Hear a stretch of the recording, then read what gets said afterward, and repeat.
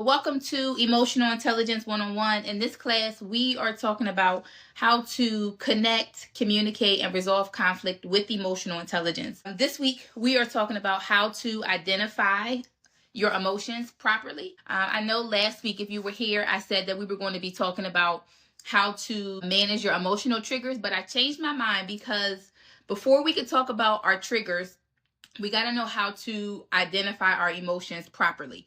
And so many of you have either commented on my post or sent me a message saying, like, I just don't know how to articulate how I'm feeling. I don't know how to put it into words. And so I thought, let me make sure that everybody knows how to identify their emotions properly. So this week, we are going to talk about identifying and labeling your emotions properly. If you know anybody that can use this class, go ahead and share this to them and get them in here so they don't miss this.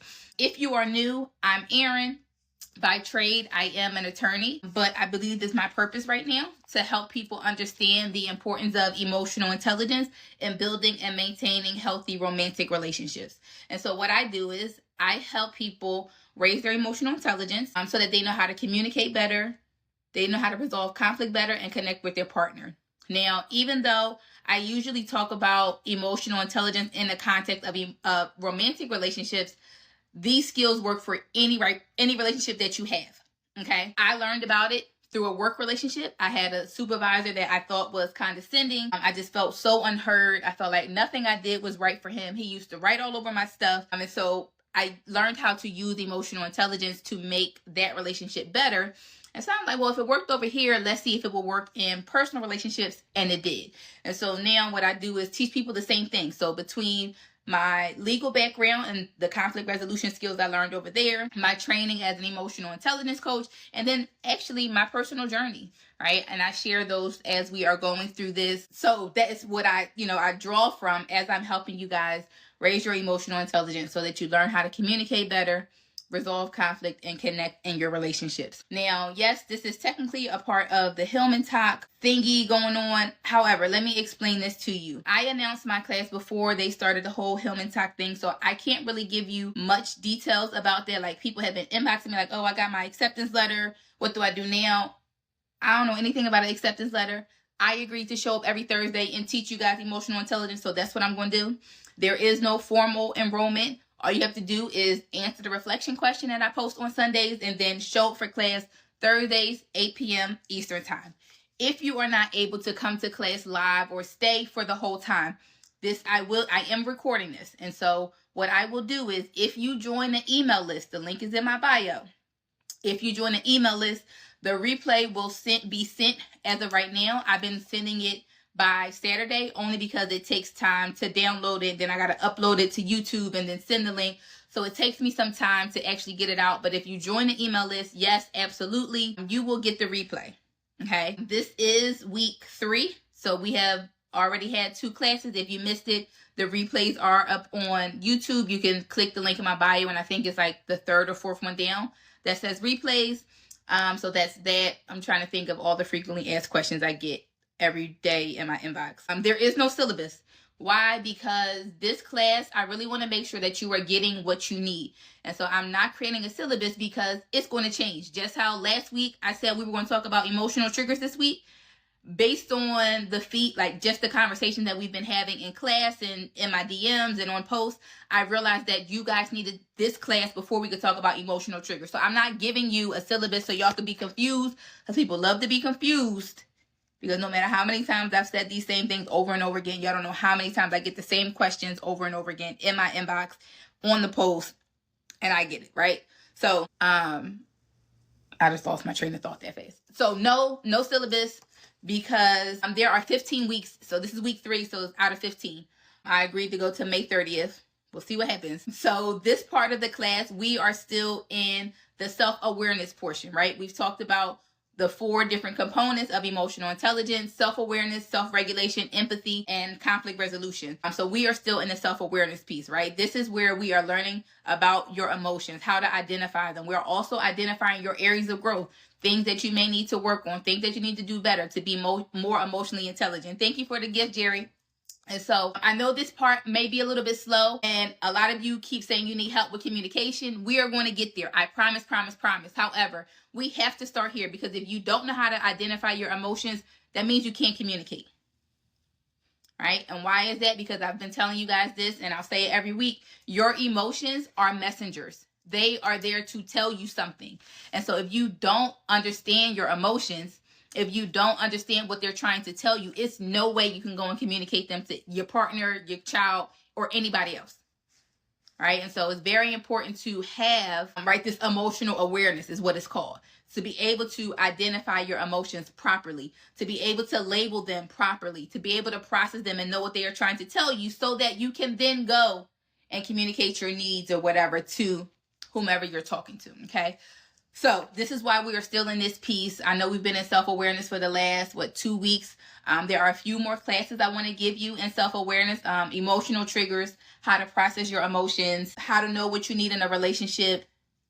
And I think the next one will be emotional regulation, and then we'll move on to the communication stuff. Okay. So that is where we are. Somebody asked about Google Classroom or Canvas. No, I don't use Google Classroom or Canvas. I'm going to continue to show up here on live. What I have been working on, though, is a community. We talked about this last week after hours. So I will be starting a membership community very soon.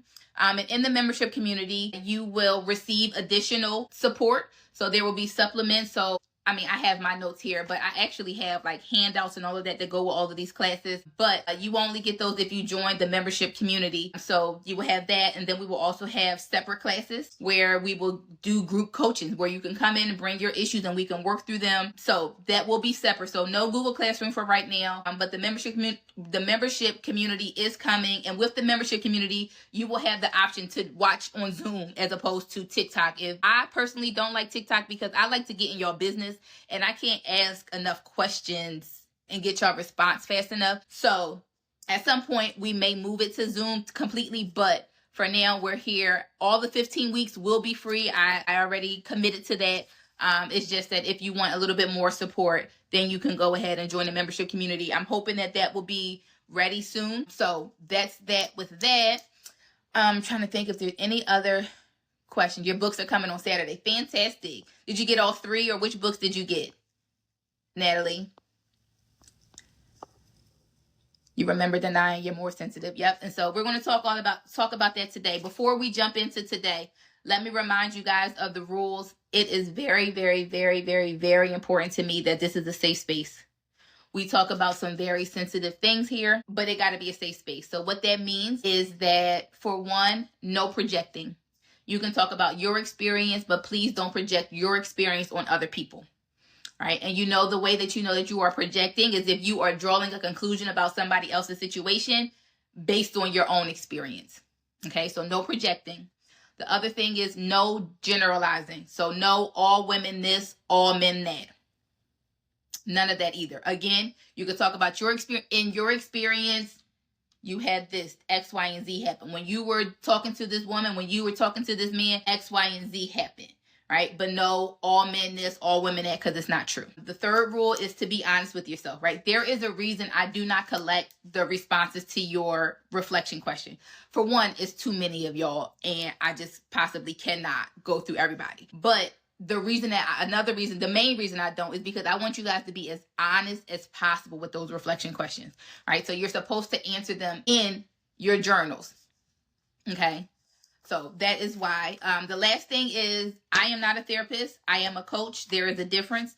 Therapy is looking backwards in terms of how did we get here? Like, how did I get to this point? Digging up and going through your history to figure out how that played a part into how you got here. Coaching is forward looking. Okay, so this is where I am. I need to improve this. How do I get from here to there? Me and my partner, we have terrible communication. We want to improve it. Help me get from here to there, okay? So I'm not a therapist. I recommend that you still go to therapy. Actually, most of my clients, I think all of my clients right now, are also has a therapist. So just also that tidbit, this is not therapy. So yeah, what is the third book? The third book was Growing Yourself Back Up.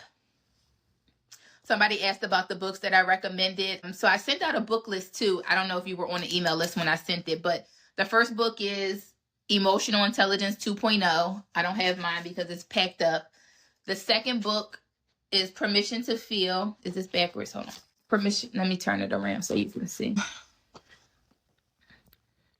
But this is the second one. Don't mind the nails. They're getting done tomorrow. So this is the second one. Permission to feel. And then the third one that I had just offhand is growing yourself back up.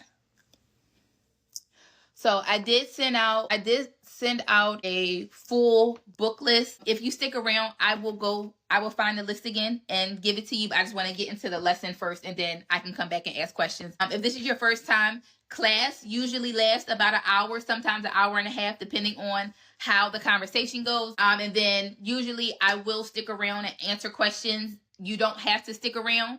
After class is over, it's literally just sitting talking. I go get a glass of wine and I sit and we have a conversation. That part is not a part of the conversation. That's not a part of the class. You know, let my hair down a little bit. So that's that. Which one? Permission to feel. Does yours not look like that one, Denise?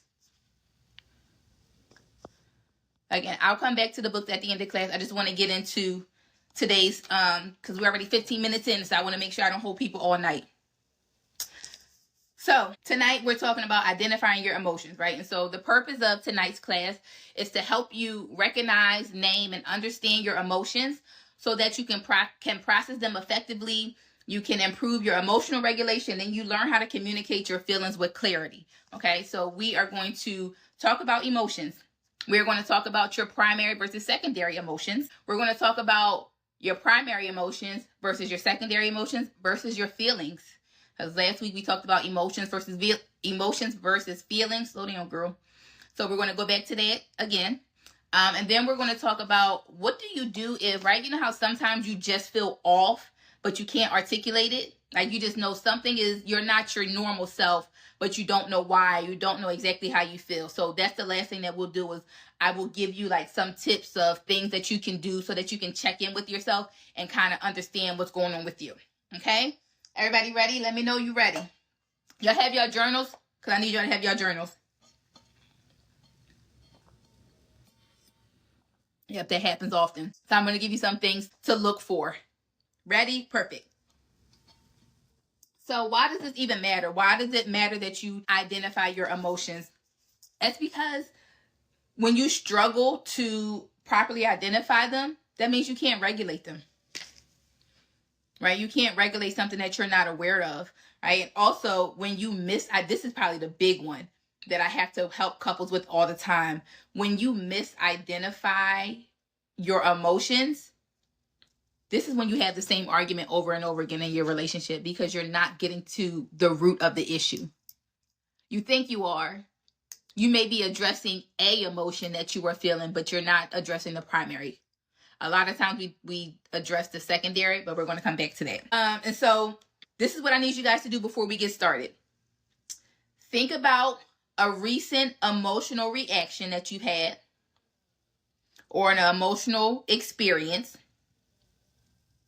and write down the emotions you were feeling. Okay? I'll say it again. Think about an emotional reaction you had recently or an emotional experience, just the first thing that comes to mind. Doesn't matter how serious or how deep or how long ago. Just think of something that comes to your mind that was emotional for you. And write down the emotions you were feeling. Write them in your journal if you can, because we're going to come back to this. You felt furious. Okay. Yep. Write them down in your journal or just on whatever you're writing on, piece of paper, whatever, because the comments are going to keep going up and we're going to come back to this later in the class. So I won't be able to scroll back up. Okay, y'all got it? I'll say it one more time. Think about an emotional reaction you had recently or an emotional experience you had recently and write down the emotions you were feeling. Okay?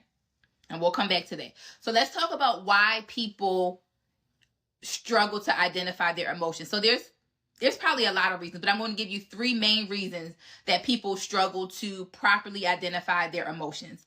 The first one is we lack the emotional vocabulary, right? We aren't taught to process our emotions.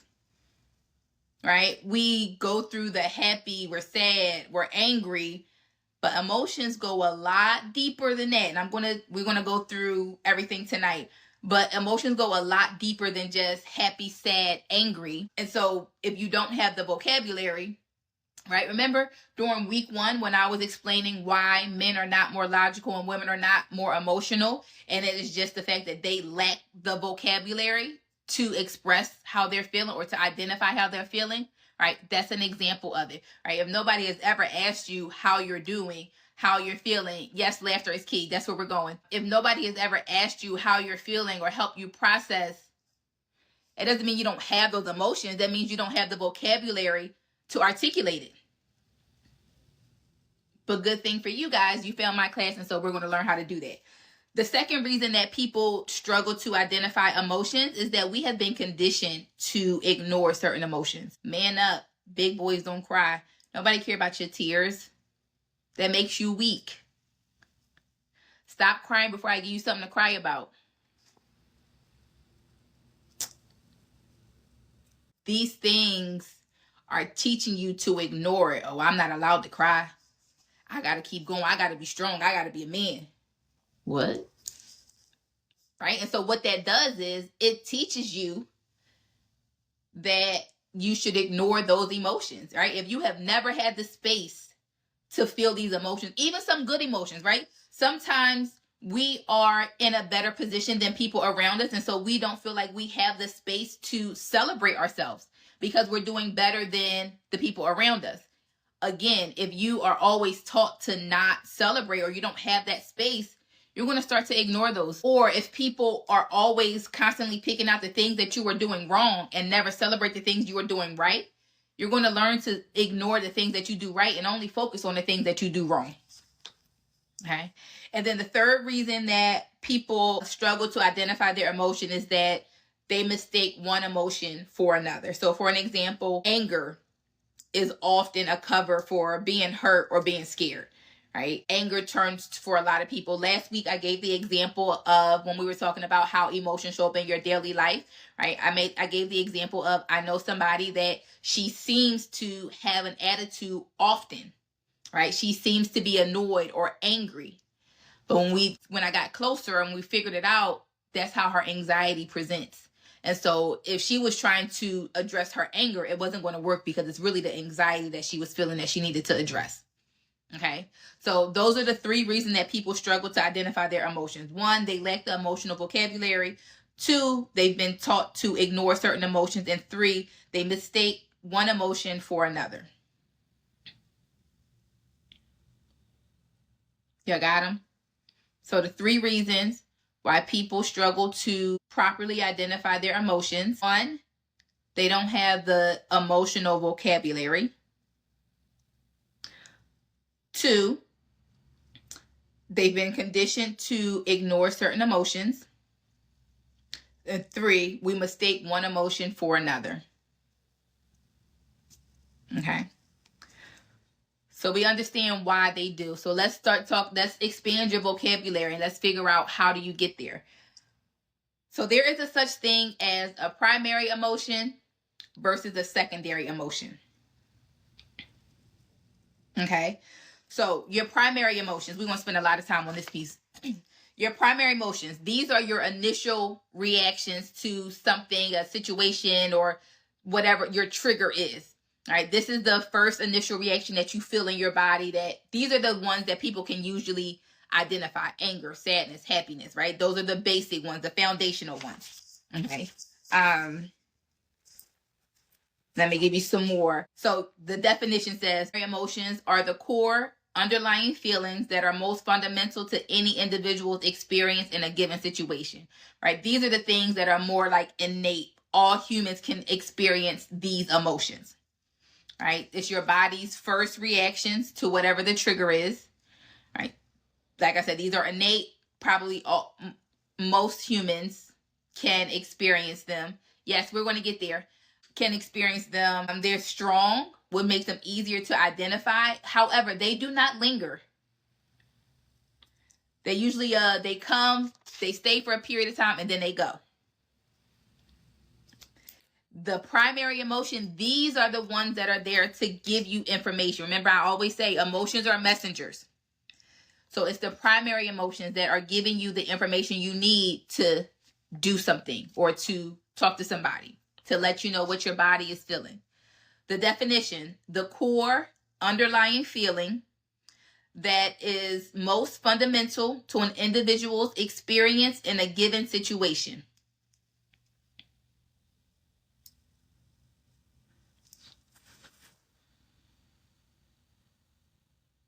Right, these are going to be your automatic responses. If you hear a loud noise, you jump because you're fearful, primary emotion. So there are different schools of thoughts about how many primary emotions there are. Some say there's anywhere between 6 to 10. So I'll just give you all of the ones that are here or that people say. So primary emotions, y'all ready to write them down? Anger, disgust, fear, happiness, sadness, surprise. So the first psychologist, Paul Ekman, those are the first 6 that he came up with, but then he expanded his list to include pride, shame, embarrassment, and excitement. Now, there's another psychologist, Robert Plutchik. So he says there are 8. And so some of these are repetitive. Joy, sadness, anger, fear, trust, disgust, surprise, and anticipation.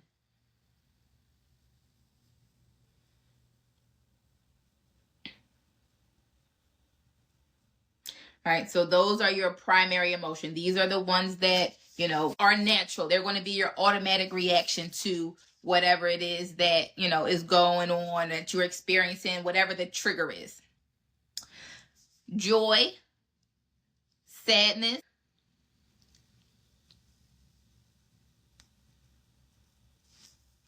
fear, trust, disgust, surprise, anticipation. Okay. All right. There's different,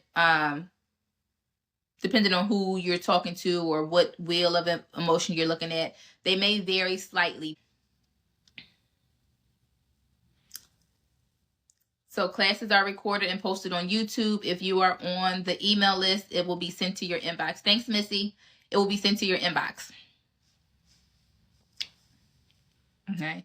So your primary emotions, they can be painful or pleasurable, right? And I think the pain is what makes a lot of people try to ignore them or avoid them.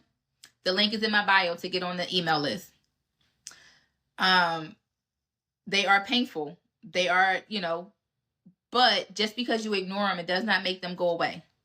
And again, your emotions are there to tell you something. And so even as painful as they are, you still have to kind of sit with them so that you understand what it is that you are experiencing, so you know what you need to do about it. Ignoring it just means that now you're still going to sit in it and you don't know where to go from here. They are sensitive and vulnerable, right? This is why I always talk about this space has to be a safe space, because we talk about some pretty sensitive things here.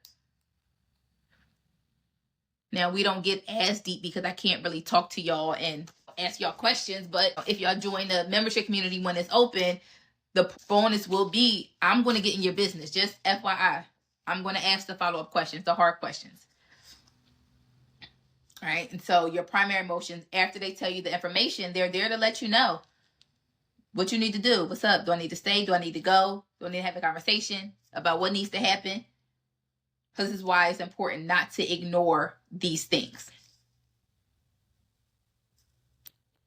Okay. Everybody good on primary emotions? I'm going to give you guys examples. Secondary emotions. These are the emotions that are felt after your primary emotion. They are your reaction to the primaries, right? It's how you feel about your primary emotions, right? Your secondary emotions are usually learned behavior. Somebody taught you these things. Whereas primary is automatic, they're innate, you can't really control it, like it's going to happen. But your secondary emotions are the ones that it's learned behavior. It is something that you picked up out of somewhere. Is usually there to you use secondary emotions to try to protect you from the primary emotions. It's like a mask, sort of, kind of. And so the way that you get to your secondary emotions, you got to have a deeper thinking, right? Which is what we're working on here. Not just saying, oh, I'm angry. We're going to dig deeper. No, because we need to understand, is it anger or are you disappointed? Because anger and disappointment are two different things. If you're disappointed in somebody, you can have that conversation, as opposed to, I'm mad at you. That doesn't help me with anything. Versus you say, I'm disappointed in you. That lets me know what I can possibly do to prevent this from happening again. Okay?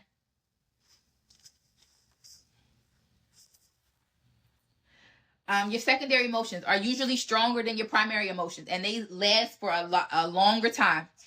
So for people that feel like they could be angry for days, or they have these emotions for days and they so petty they can hold on to something, it's usually the secondary emotions that you're holding on to, not the primary emotions. Okay?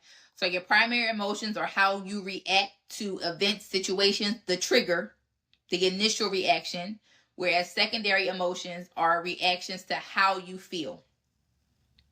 Okay, I have some examples here. I'm going to go through a couple, and then I'm going to ask you guys to pick out primary versus secondary. Let's see, what example do I want to start with? Okay, I have 3 here. So let's say a woman experiences a miscarriage after months of excitement and preparation for her baby.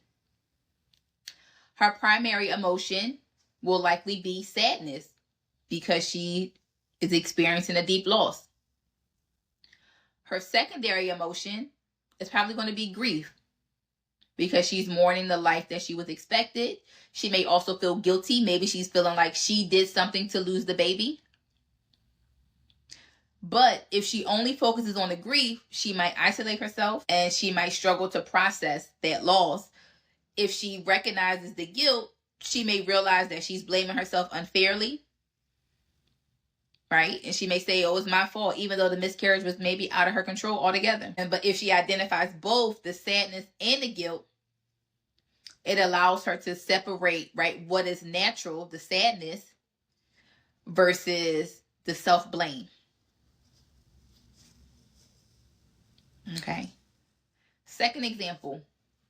Let's say a parent is afraid of disciplining their child. Or no, it says a parent has to discipline their child for lying about their grades. Primary emotion may be angry and feeling upset about the dishonesty. The secondary emotion, it may be disappointment. They feel let down. Or they may be guilty. Am I a bad parent? Why do they feel the need to lie to me? Why do they feel like they couldn't come talk to me?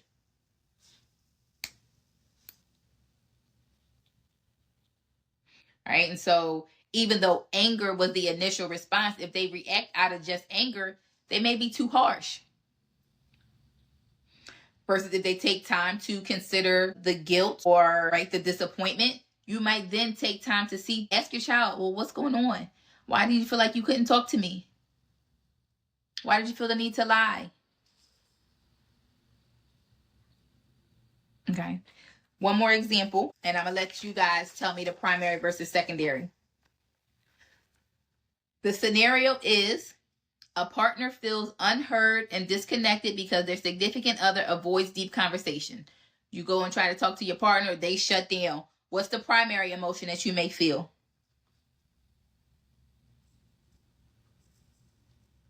Tell me the primary emotion that you might feel. Anger, sadness, anger, sad, or frustrated. Okay, so primary emotions, sadness. Anger could also be there, but sadness. because you're feeling emotionally distant. Secondary emotion, rejection, because you might feel unimportant, or frustration because you're not getting the better communication that you want. Okay? So for those of you that said frustration, those are your secondary emotions. Disappointment is a secondary emotion. So if you focus on just being sad, you might withdraw and, well, I'm just not going to bring them nothing altogether. Right? But if you realize that if you acknowledge the rejection, you might be like, okay, well, maybe there is another way that I can communicate this. Okay? If you're frustrated, that also may lead to problem solving. Okay, maybe I am not communicating in a way that your partner can understand.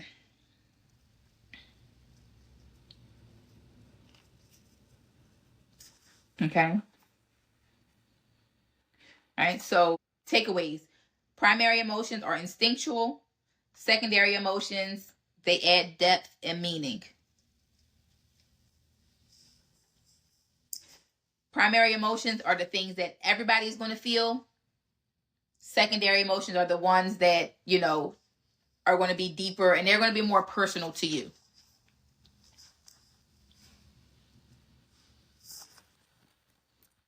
So you guys were asking about the different emotions. I'm going to show you guys the wheel of emotion. What happened to my, it's up here. Let me show you guys the wheels of emotion.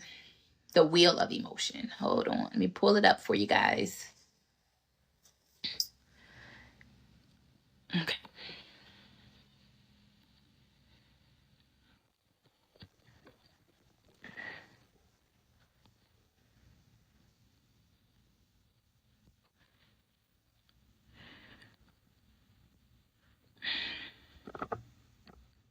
Yes, anxiety is likely a secondary emotion. So, okay, can you guys see?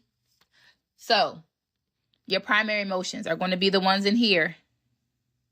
Again, it depends on who makes it. I told you there's different schools of thoughts about how many primary emotions there are. But for the purpose of this diagram, here are your primary emotions in here. And then all of these out here are going to be your secondary emotions. And you can literally Google this. I just Google emotional wheel and it comes up. Yes, Adiva, primary emotions versus secondary emotions are like nature versus nurture. Absolutely. This is exactly like Inside Out with all the emotions. Centervention has a list of emotions. So Natalie said you guys can get a list from Centerventions. Okay. So these are, I'm going to leave it this way for a second. And so what I want you guys to do, first thing is I am going to ask you,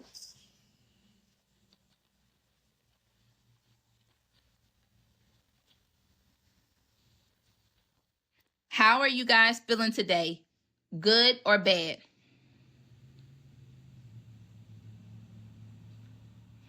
You can't see the top of it. Are you guys feeling good or bad today? Okay, hold on. Let me back it up some. I didn't know you. If that makes sense. Okay. But now, is it too small? Okay, now the second question is, now that you say good or bad, can you find a more specific emotion? The second, can you find a more specific emotion? That's what I figured. That's why I had it up. Okay, how about now? Is that better?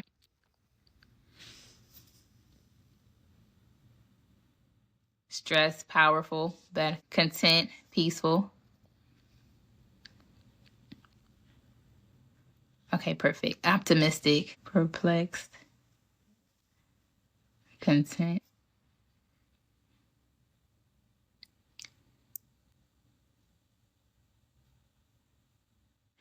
Did naming a more specific emotion change how you see your current emotional state?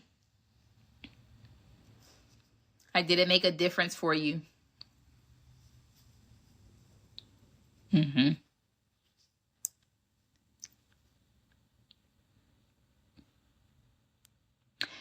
Another thing I want you to do, earlier in the class, I asked you to think about an emotional experience that you recently experienced, or just not necessarily recent, just an emotional experience or an emotional reaction you've had.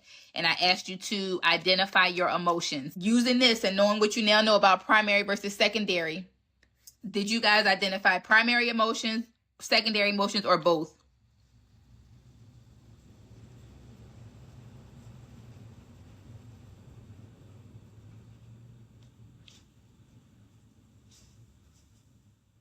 Both. You can Google this. I literally just Google emotional, wheel of emotion. There is another resource I'm going to show you guys in a second, though. An online resource. But yeah, literally, I just Googled wheel of emotion.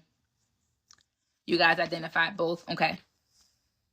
So what can you guys tell me? What was the primary versus the secondary emotion that you guys identified from the? You don't have to tell me the experience.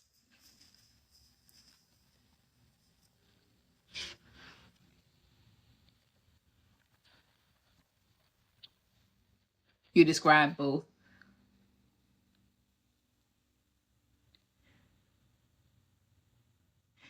Primary was upset, secondary disappointment.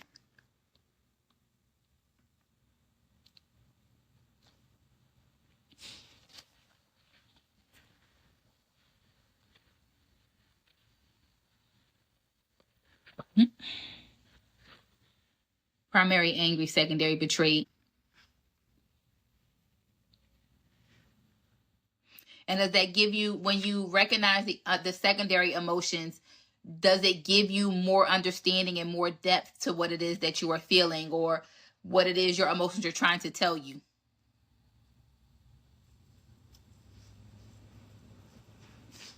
Yeah. And maybe if you didn't, maybe you only said a primary. If you only answered a primary, then I want you to go back and think of the more specific emotions that are there. Yes, and what needs to change. So you guys can see how digging deeper is going to be so important for you guys, right? It's going to be important for you to know what your emotions are trying to tell you and what you need to do from here. The primary was angry, secondary was disappointed.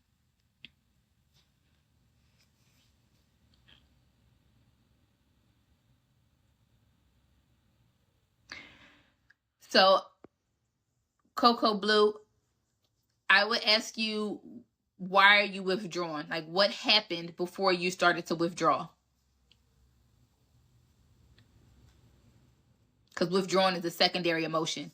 So something else had to have happened for you to withdraw.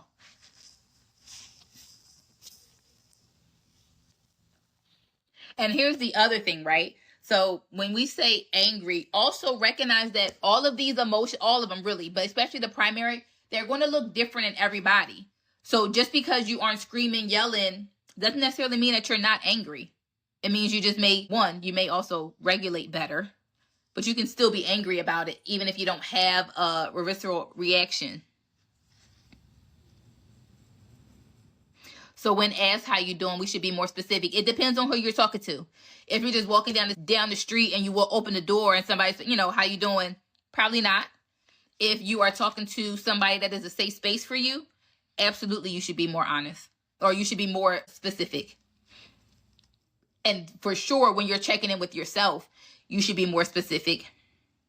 Absolutely, you can feel more than one at the same time. Emotions are nuanced and layered, right? This is why, when I was saying, one of the reasons people have issues with identifying their emotions is because we lack the emotional vocabulary, right? You can absolutely be more than one, experience more than one emotion at a time.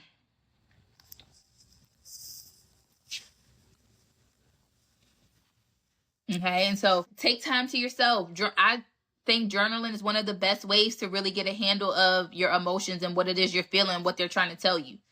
And I know some people are like, well, I could think about it, but for whatever reason, writing it down and getting it out, it really makes a difference. There have been times where I'm angry and I have all these feelings and I'm pissed off and I need to cuss somebody out. And as soon as I write it down, I'm like, it wasn't that serious. I'm no longer angry.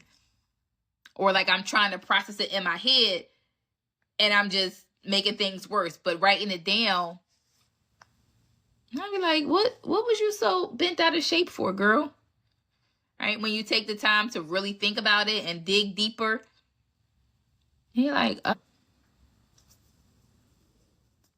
it may bring old traumas, but it's also going to help you understand where you are, why you're here, right? And if you're going to bring up old traumas, that's when I recommend people go to therapy. If it's something that you feel like you can't handle on your own. But those old traumas, they're there again. They're still there to tell you something. Even if it's a matter of, let's say you have a previous trauma that has left you feeling, let's say you're scared, but more specifically, you feel unsafe. Ignoring it doesn't make it go away. However, if you dig deeper and you realize that you're unsafe, then what you can do is in turn figure out what you do need to feel safe. You're welcome.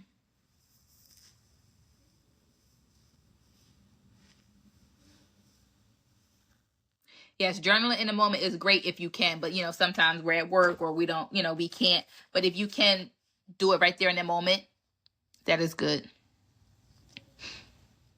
Okay, and again, remember, your primary emotions, they don't usually stick around that long. If you're holding on to something, if you're still feeling something, it's likely going to be a secondary emotion.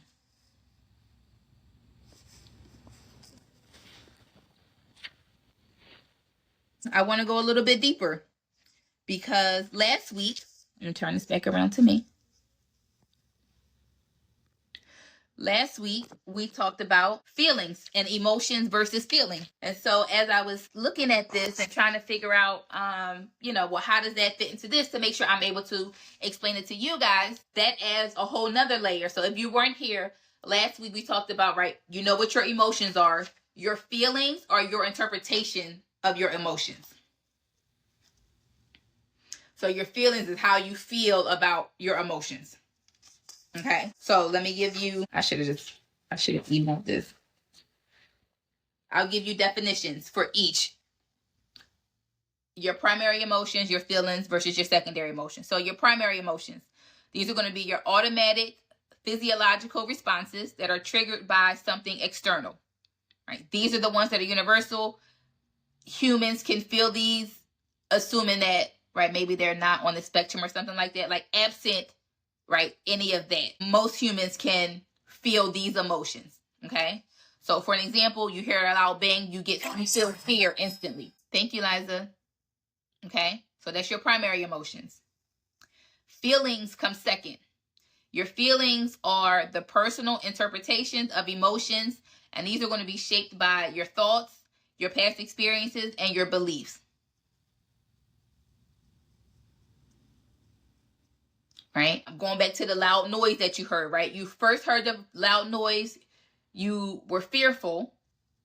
Your feeling is you feel unsafe because that made you think about the time your door got kicked in. Okay? Now your secondary emotion comes in. Your secondary emotion is going to be more complex emotional responses that develop from your primary emotions. But these two are often shaped by your experiences and your thoughts. Okay, so let's go back to you hearing the loud noise. You heard the loud noise, you felt fear. That's your primary emotion. Your feeling was unsafe because it made you think about when your door got kicked in. Your secondary emotion is probably going to be that fear is going to turn into anxiety as you start to think about what's going to happen again. Is that same experience that you were feeling going to happen again? Does that make sense? So in this example, so go back to the example. The example was, let's say you're home and you hear a loud noise or you hear a door. Right? So you hear a loud noise, you hear a door. Your primary emotion is going to be fear.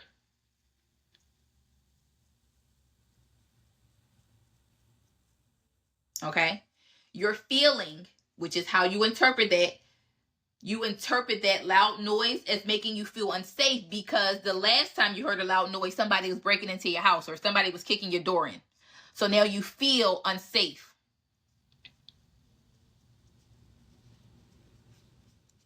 Okay? So the feeling is fear.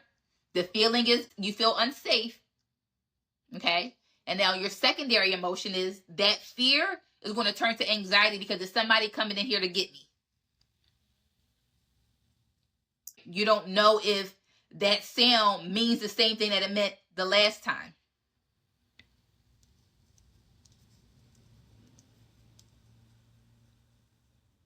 Let's take it to a common example I can give you from a relationship. Your partner doesn't answer the phone. You might be angry. You're feeling, you might feel like he's cheating. He or she is cheating because they didn't answer the phone. Your secondary emotion might be insecurity. Thanks, Coco Blue. Does that make sense?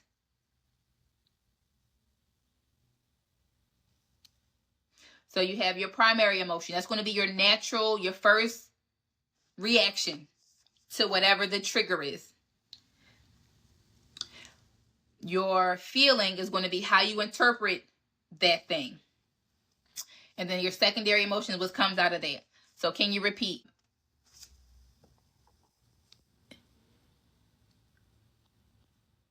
So of why they didn't answer. So the reason that you might interpret that as the person might be cheating is if your last person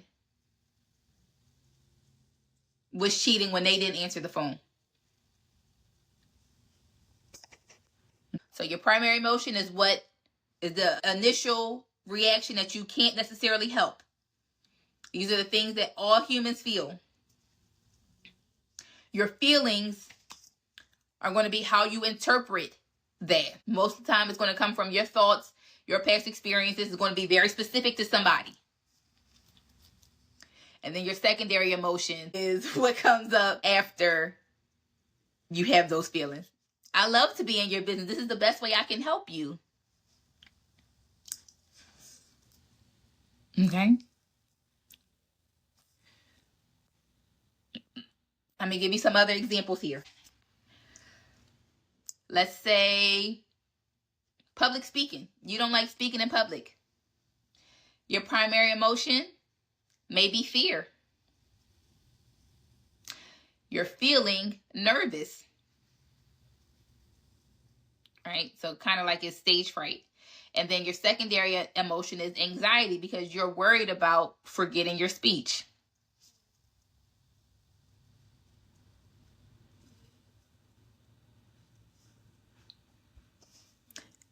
You think something bad happens when your daughter doesn't answer. Has that happened with you with anybody before? Like, did something bad happen with somebody else that you know didn't answer? Yes, your feelings are your interpretation of your primary emotion. Let me say, this is where things can go extremely toxic in a relationship. Because I always tell people, you feel how you feel, right? Because it's based on your emotions. It's based on your experiences. However, if you have had toxic experiences, if you have toxic thoughts, your feelings,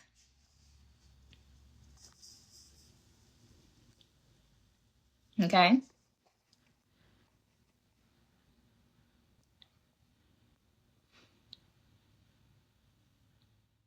How do you move away from fear? Well, I think it depends on... So here's the thing, right? I'm not telling you not to feel these things. I think you have to dig deeper and figure out what is sparking the fear and what would you need to not feel that way. I don't know that, like, I'm not saying that don't ever be angry, don't ever be fearful, because those are you can't not feel your emotions. Like the brain, I don't know if you guys were here during the first class when I explained how emotions happen or how the brain process things. Were you guys here for that?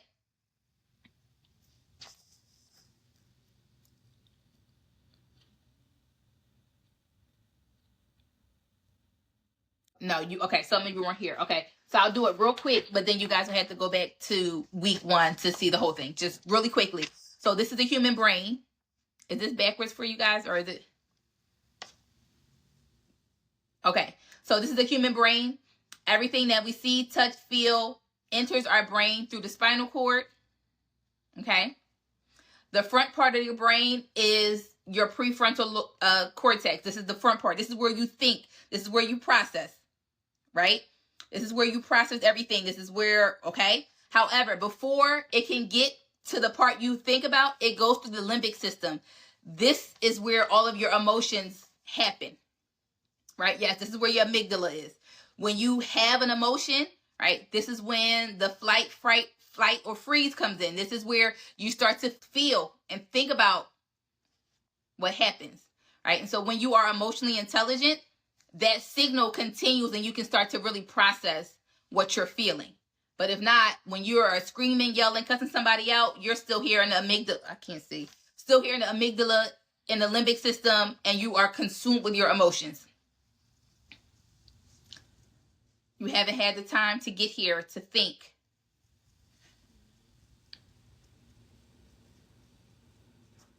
So this is why men are not more logical, women are not more emotional. The brain is wired to give emotions the upper hand regardless of who you, unless you have some type of, abnormality. But if you have a normal human brain, you are wired to give emotions, to have an emotional reaction first. It doesn't matter who you are. Sometimes you just don't recognize it, right? Sometimes you just don't have the emotional vocabulary. But you still have an emotional reaction. If I'm sick and I go to the doctor, they say, what's wrong? And I say, I don't know.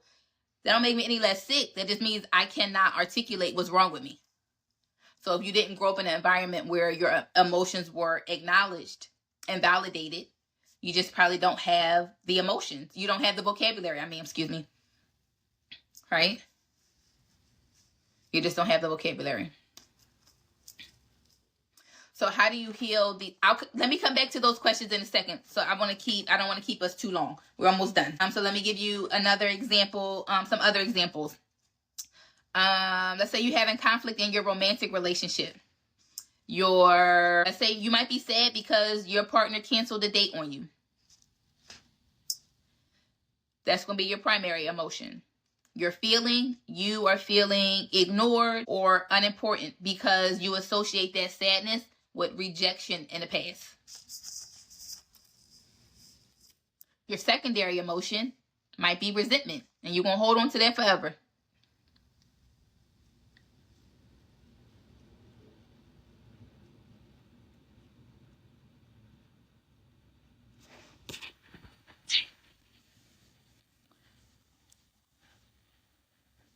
Let's see.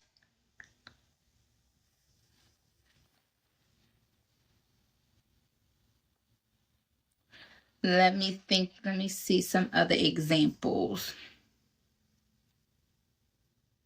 You text somebody that you care about and they don't respond for hours. That's a scenario. Okay. Your first emotion can be fear. Right. So let's say you need to have an important conversation and you text somebody or you text them whatever it is that you need to say, a heartfelt, vulnerable message, and they don't respond right away. Okay. Your primary emotion may be fear, right? You may be triggered by their uncertainty. Why haven't they responded? You may feel insecure about it. Maybe they don't care about me. Secondary emotion, you may feel rejected. I'm not a priority to them.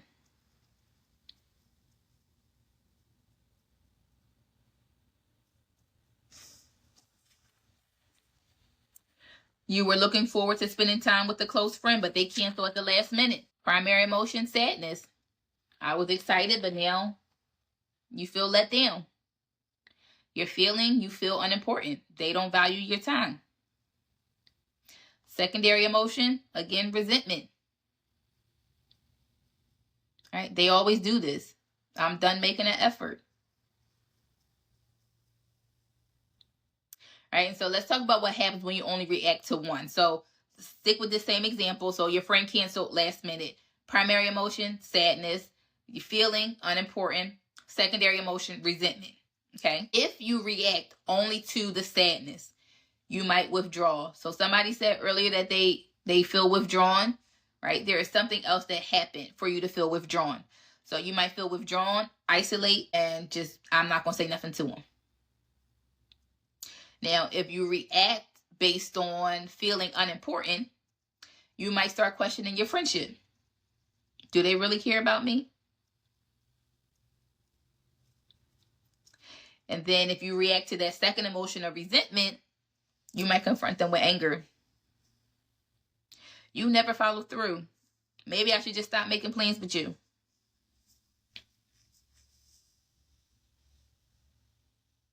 Right? But if you recognize your sadness that has turned into resentment, then maybe you won't be so rah-rah when you go towards them, right? Instead of jumping to conclusion that, they blew you off as somebody else. I was really looking forward to seeing you. What's up? Like, what's going on? The best book on emotional intelligence, I would say, is Emotional Intelligence 2.0.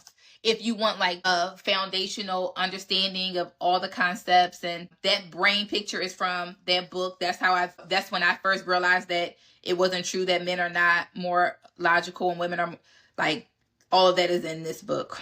Let me show you a picture of it. I have one. It's packed up somewhere, which is why I can't show you. But that's it. Emotional Intelligence 2.0. Yes, journey. Primary feeling, primary emotion, feeling, then secondary. Got it? Perfect. Why are they saying they're not? TikTok really be hating on me, y'all. Your book is on the way. Fantastic. I hope you like it. So the only reason I didn't like do like a book list, I mean, I have a book list that I've emailed out, but it's like very like textbook. And so I feel like sometimes everybody doesn't learn like that. And who wants to read like a textbook? Which is why I feel like Permission to Feel and Growing Yourself Back Up is more like a hands-on book. So that's the only reason. I'm not sure about zodiac signs. I mean, I know people do truly believe that there are some characteristics that are true. I don't know how much I believe in zodiac signs, so I can't really speak on that. Do you guys need some more examples, or can we move on?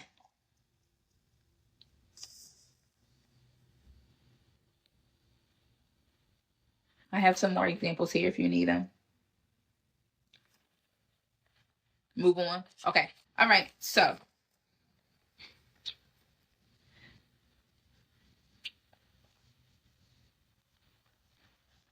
the last thing I want to talk about for tonight. Yep. Last thing, and I'll give you some homework, and then that will be it for the official class. So next I want to talk about, what do you do in those moments when you know that something is off, but you can't articulate it. You can't put it into words, right? So there are a few steps that I recommend. Let me see how many. 1, 2, 3 things.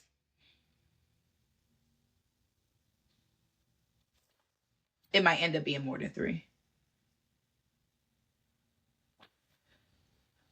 No, I don't. Hold on. Give me 1 second, guys. I want to pull something else up for you. Give me 1 second to pull something else up.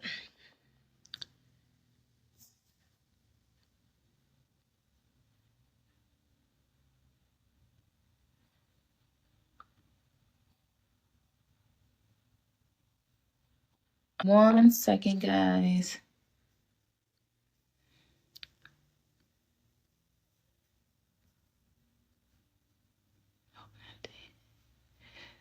There is another.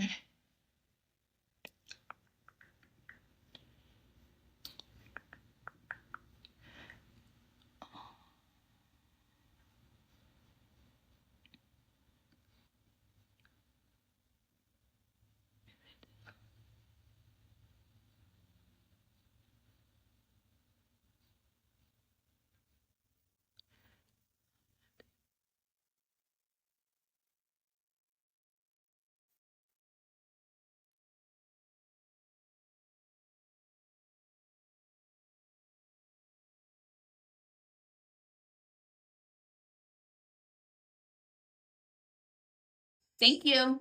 So the first thing that I recommend that you do when you notice that your energy has shifted, your mood has shifted, but you can't really quite articulate what's going on, the first thing you want to do is pay attention to your body. right? Your emotions are going to show up physically, right? If you get tension in your chest, it might be anxiety or frustration or sadness. All right, so when you notice something is off, look at for it. Are your palms sweating? You got knots in your stomach. So after you check in with your body, think about your thoughts and your triggers. What was the last thing you remember happening before your emotion or your mood changed?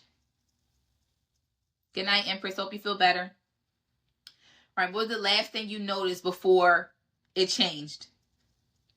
Or what have you been thinking about? Sometimes your emotions are tied to your thoughts. All right, if you're constantly saying, repeating to yourself, they don't respect me, I'm not a priority to them, you may start to feel angry or hurt. All right, what is the thought behind your emotion? Thank you, Babiana.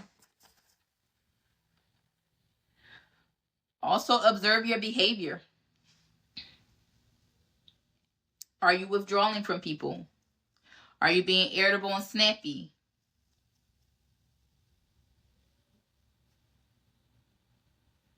Okay. Another thing you can do, sit down with the wheel of emotions and think about, like, go through it all. Is this how I'm feeling? Is this how I'm feeling? All right. I think these will start to, what interactions have you had? If you notice that your energy changed after you hang up with somebody, there's something about that person that is,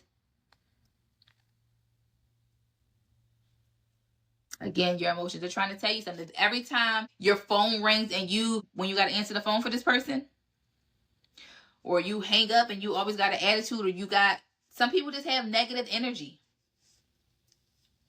It's telling you something.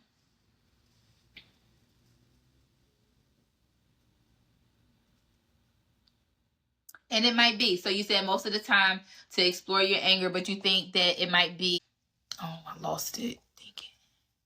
It might be your energy wasted. So it might be. So here's the thing, right? And I feel like I mentioned this maybe week 1. A lot of you have commented about not being able to express yourself to people. But you got to start with yourself. You have to give yourself the space, the grace, and the permission to feel. Permission to feel, right? The book. Right? It has to start with you. Even if you don't have anybody else that you can share these thoughts and emotions with, right? This is why I'm having you guys journal. That's a safe, hopefully it's a safe space. Nobody's going to go and read your journal. Right? You have to make sure that you are giving yourself permission to share these things. Even if you can't share with anybody else. I know that's unfortunate. But until you can find a safe space, you have to make sure that you are giving yourself permission, because holding it in just because you can't go tell somebody is not going to do you very well. And again, your emotions are there to tell you something. So they're for you. You need to know what they're trying to tell you. You need to know that, so that if you need to go and talk to somebody else, if you already have a good understanding of how you're feeling, nobody can manipulate you. Nobody can tell you that you're wrong for feeling how you're feeling, which you're never wrong. Right? So it's not, yes, it is good to have a safe space, but make sure that your safe space is that. And a safe space means that they are listening to you. They are not projecting on you. And it's extremely hard to find somebody that does not project on you. And they don't do it on purpose, right? If you go and tell your friend, she did this, he did this, and their response is leave them, they tell you, right? They're telling you that out of love. They don't want you to be hurt. But that does not help you. I tell people this all, stop. Don't take advice from people. I don't even give advice. People are like, oh, you just give advice. You're not even in a relationship. I don't give advice. I ask the right questions.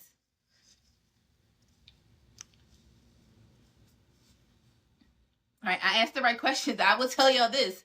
Even if it means I have done this twice in the last week. I have talked myself out of clients twice. 2 times I have done this in the last week. And I'm okay with that, right? But 2 times. One person came to me. She said, I don't know what's up with my marriage. I need to try something before I give up. I gave her some homework. I told her what to answer, what questions to ask. She sent me an email like a couple days later like, oh, that homework was so great. I'm done with this. I don't need help no more. And I'm like, well, I'm glad the homework was helpful. Right? So you have to make sure that you are asking yourself the right questions. You know the information. You have the people, and this is the other thing, right? People come to me, they want me to tell them whether they should stay in a relationship or not. I'm never going to tell you that.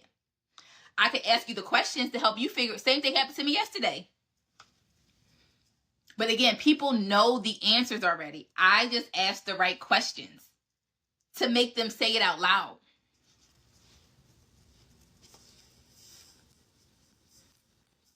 Right? I just asked the right questions. And when the person sent me an email, she was like, I knew the answer to that. Yeah, you did. Most people know. What about with friends? Again, it just depends on who your friends are. Do you feel like your friends are, hey, Bubba, are a safe space?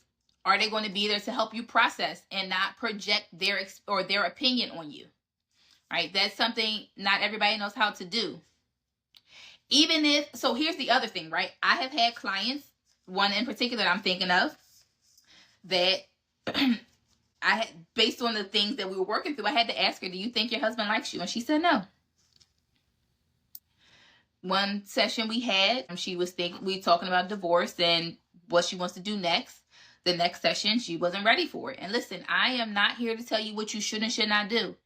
Even if you know, this is why I always say, be honest with yourself. You can be honest. Because I'm not going to tell you what you need to do. But if you're honest with yourself, then we can have a conversation about, okay, you know that this relationship is no longer serving you. What's keeping you here? Because that's the part that we have to answer and work through if you are ever going to leave one day. All right, this is why you cannot, I don't work with people if they're not willing to be honest with themselves. I don't work with people if it's going to be like pulling teeth. Not me. We can't do that. I'll come right back to your question, Naja. Did I miss a question about this? What question do you want to ask?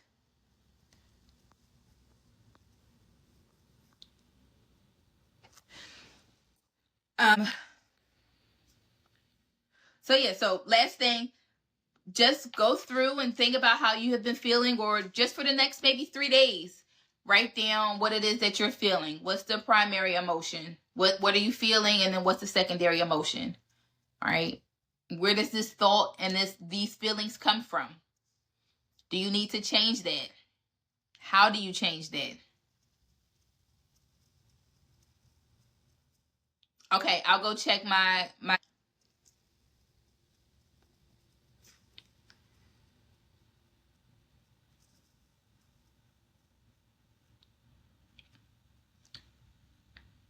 okay. So today we talked about, just do a recap, and then, I will stick around. You guys know that. I don't think I need the whole story. Well, let me go look to see what you wrote first, and then I'll ask you questions if I have questions. So recap, right? Today we talked about identifying your emotions. We talked about the difference between your primary or your initial emotions versus your secondary emotion versus your feelings. Okay? And we talked about how your primary emotions are instinctual. They're going to just happen naturally when they're triggered. They are the ones that are trying to tell you something. They are the ones that you need to listen to. They usually don't stick around long. It's usually the secondary emotions that are stronger and that you hold on to. All right. Your secondary emotions are, primary emotions happen. Your feelings and how you interpret your primary emotions. And then your secondary emotion is what's the result of all of those things.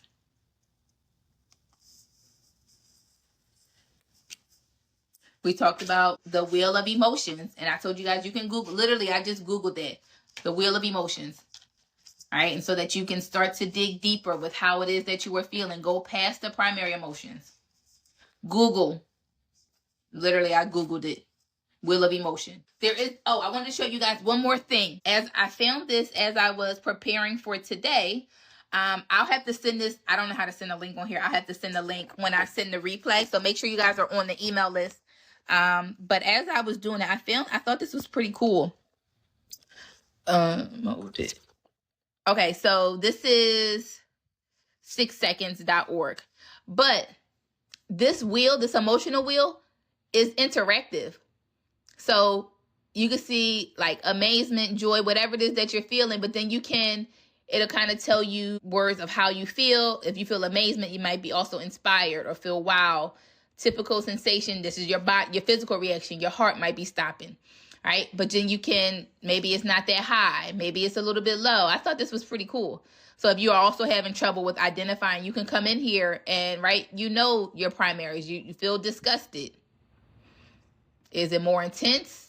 Is it less intense? Maybe you're just bored. Maybe you disgusted. Maybe you're loathing. That's pretty deep. Okay. A lot of you have mentioned raged.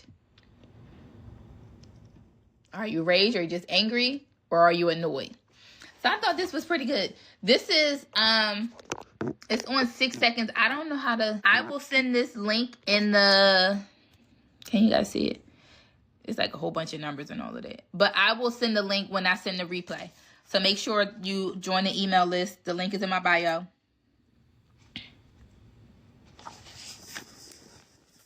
Do you guys have questions about identifying the emotion? Before we jump to any other questions, you guys know I will stick around.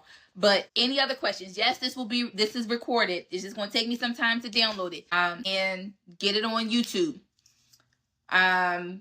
If you're on the email list, you will receive the replay. I will also make sure I send the link to this website so that you guys can go through. There'll also be a recap in there. If not, you will just have to go and check it on YouTube. It'll be up by Saturday, Sunday, one of those days. One other thing, last week you guys asked to do like a Valentine's Day hangout. And so you guys lucky, y'all caught me at the right time, because let me tell y'all, tomorrow is the Eagles parade. Tomorrow, thanks Jen. Tomorrow is the Eagles parade, and everybody is texting me like, hey, are you coming to the parade?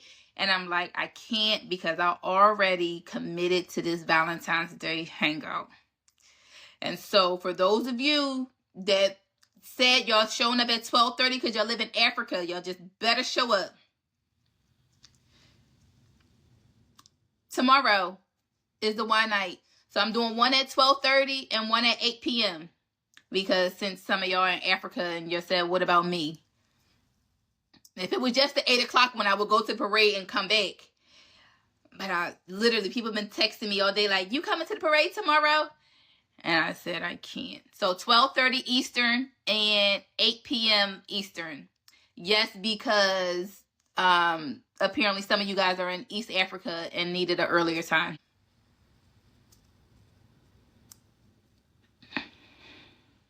$12:30 p.m. and 8 p.m.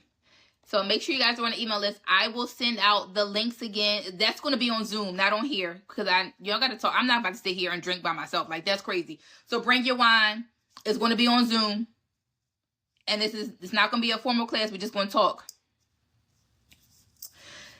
Yeah, I mean, I went down Broad Street once the game was over, once we won. But yeah, the parade is tomorrow. The parade was supposed to be today, but they changed it to tomorrow.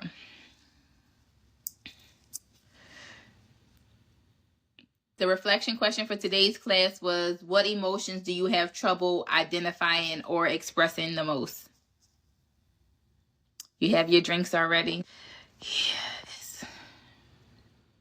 I'm so happy they went to that game. They should be embarrassed. I wasn't expecting that type of game. 34-0. Cooper with the pick six. Bond with the interception. Dotson was balling. Everybody just had a good game. And I was here. I was there for it. Lost my voice. Was out down Broad Street with not a coat. I mean, I had a jacket on, but I didn't have the right coat on.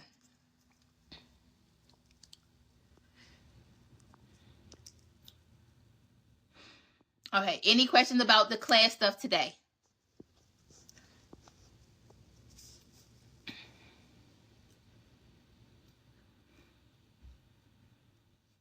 Do you think people can get over resentment? Yes, if they address the underlying issue. Remember, resentment is the secondary issue. Resentment is usually the result of like your needs not being met.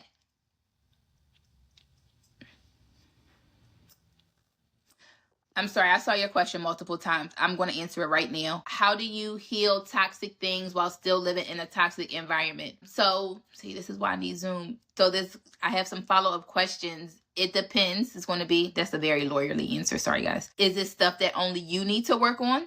Or is it things that both of you need to work on, right? Because I also say, and I'll talk about this later on in class, there's a difference between a me, them, or us problem. Right? If it's a me problem, you can work on your own things. If it's a us problem where both of us need to work on things, or it's a them problem where they need to work on it, you have no control over that. So when you say these toxic things, do you mean like thoughts and your feelings, like that result in your feelings? Madi, can you give me a little bit more? I don't want you to get too deep, but it is going to depend on, only you. Okay, so if it's something that you need to work on, is my second question would be, the things that you need to work on, are they a result of your current environment, or are you projecting things from a previous environment?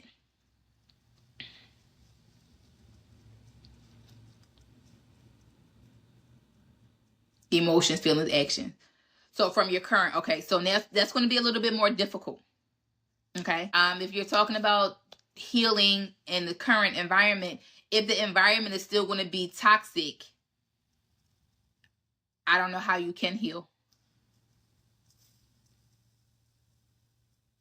Right? Because I can work on forgiving something that somebody previously did to hurt me. But if the environment is going to be the same, I'm putting myself back in the same environment.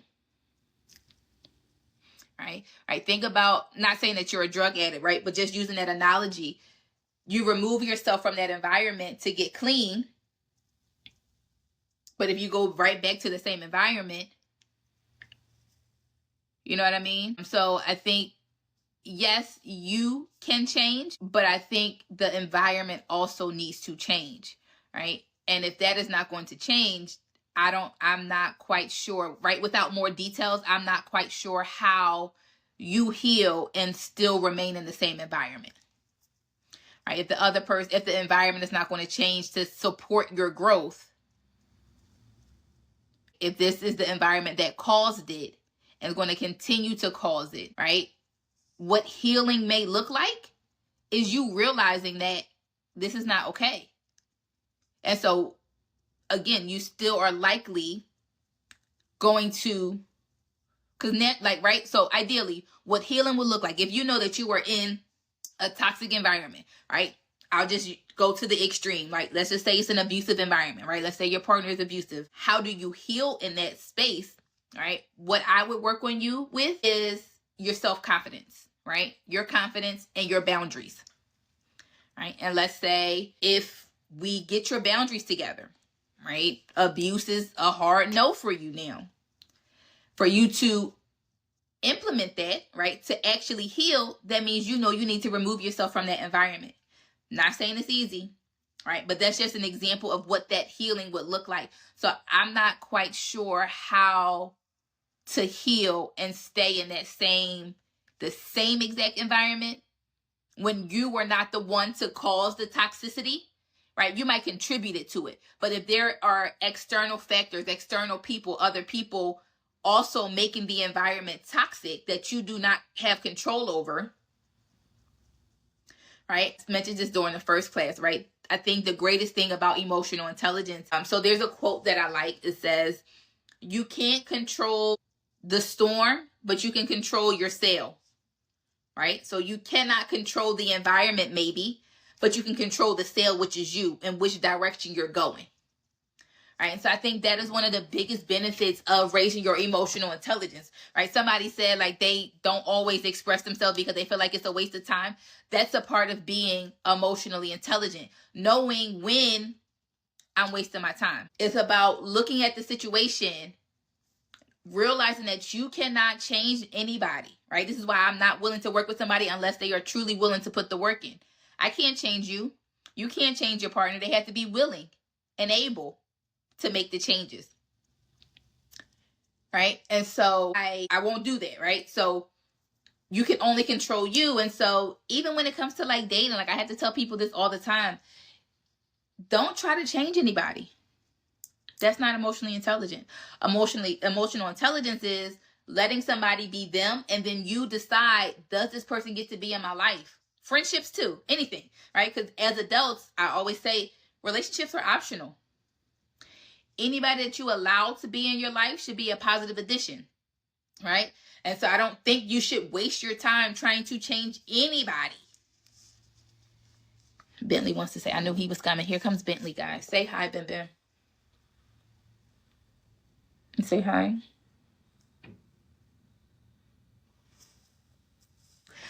So, right? So you can't change anybody.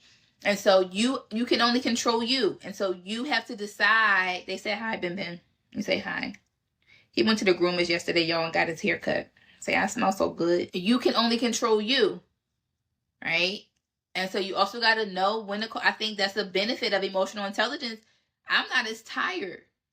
When I learned that no was a complete sentence, and I could say it without an explanation, and when I learned that I'm not doing things that I don't want to do, my life became so much easier.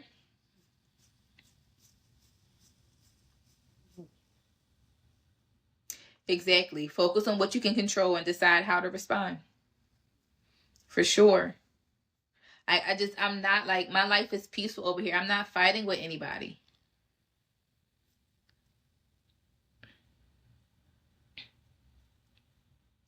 So the homework is to, for the next few days, just make note of your emotions and identify your primary emotions, your feelings, and your secondary emotions. And then Sunday, I will post the reflection question for next week. Next week, we probably will talk about your triggers and how to manage your triggers. Like, it's exhausting. There's a link in my bio to be added to the email list. So class is officially over. So y'all know I'm going to go and grab a glass. I'll be back. If y'all still want to chit chat, that's cool with me. But y'all know I got to go get a glass first. Y'all want me to come back? Just let me know. Good night, Mr. D.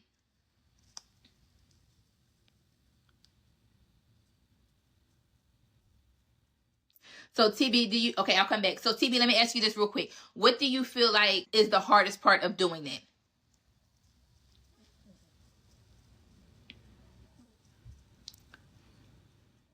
Yes, go get your glass too. Good night if you're signing off.